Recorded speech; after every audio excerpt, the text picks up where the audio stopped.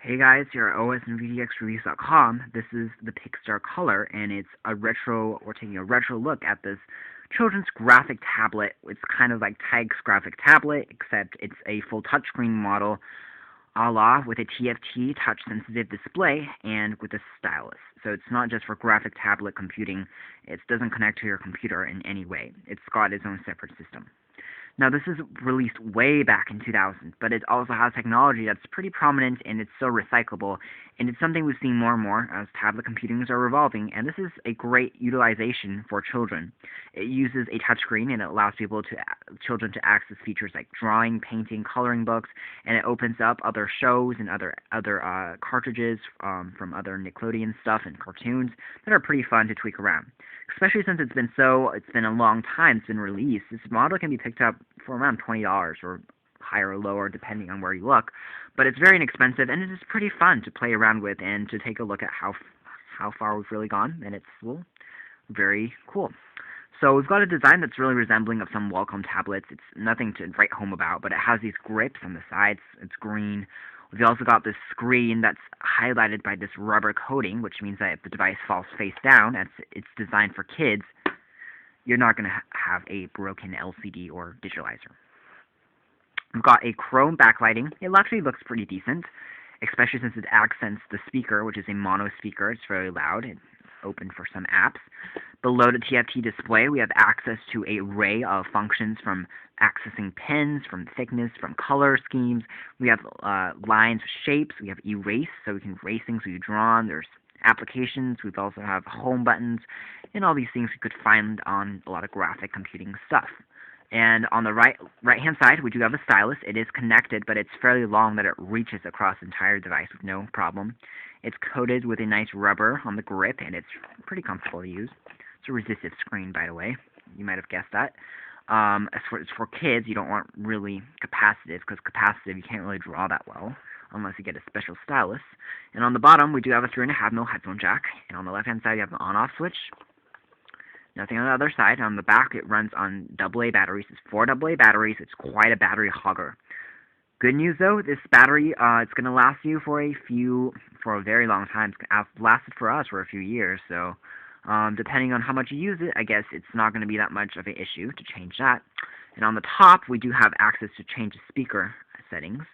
And we also have proprietary card flash for cartridges, such as this, which is shows like SpongeBob and other stuff, which you plug it in, and specially designed cartridges includes coloring books from your favorite Nick and cartoon characters from TV shows, and also games, which is pretty cool.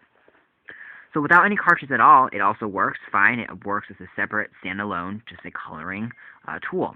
You can see the screen is not that high resolution at all, unfortunately, but it is fairly bright. Even in direct sunlight, it's pretty easy to see. It's at this angle right now because I can't position my camera to go higher.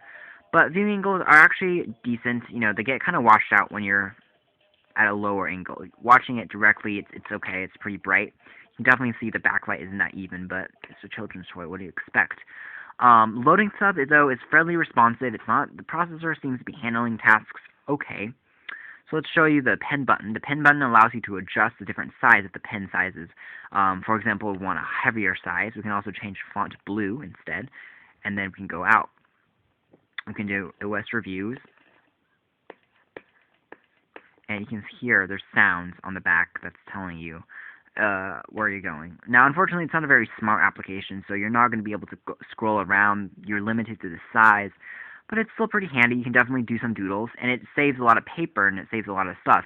Now, it actually kind of makes sense to have a coloring electronic tool that is in this format and in this selection, because in addition to drawing and doodling, writing memos, doing whatever electronically, you can also use it as a coloring book. So on the go, it's basically opening up the doors to a lot of different applications. We can paint from all these different colors, and you can see that there's a lot of animations and stuff going on. Or you can just draw and draw on top of these things. There we go. So it's pretty handy to do that, and it actually works quite well. It's a device that, in my opinion, actually makes quite a lot of sense because coloring and drawing and doodling can be something that's electronic and still can be enjoyable. Unfortunately, you can't really export or import a lot of stuff. It's pretty impossible to actually save a lot of your content and take it outside of the box. So you're really limited to something that you're going to be drawing and doodling on once or twice. So you're not going to be able to take your pics, your favorite drawings, and put it to your computer, for example. Other tools, though, and things are fairly easy to access. You've also got a built-in keyboard in case you want to write some memos like test, E, S, T, and we can drag test or text our font anywhere on the screen, and then we can draw again. If we want to do that, we can make checkboxes like screen, writing at an awkward angle, but after you've done that, you can just check it out. So it makes for a pretty cool device in terms of just playing around with it and seeing what you can really make it do, in addition to just drawing and doodles. You do a lot of graphic stuff, and even if you keep on repeating tests or a random thing, like if we do something random and we just drag it around, you can keep on doing that until you want to click on pen again, and that makes for a pretty cool wallpaper and stuff. You want to take a picture from your camera and stuff. It's just a lot of stuff you can play around with in general. There's also some other separate applications, perhaps, in addition to coloring and shading. However, you will notice that the touchscreen is not that sensitive. It is resistive technology, but even in resistive screens, it's quite unresponsive. You need to press quite hard, and the screen tends to only read straight lines. It doesn't read curves very well. It kind of goes dot, dot, dot, dot, dot. Kind of like a Pac-Man game where it doesn't really make round shapes appear on the screen. For example, when I draw a circle, there's a lot of pixelation. You can see every single pixel.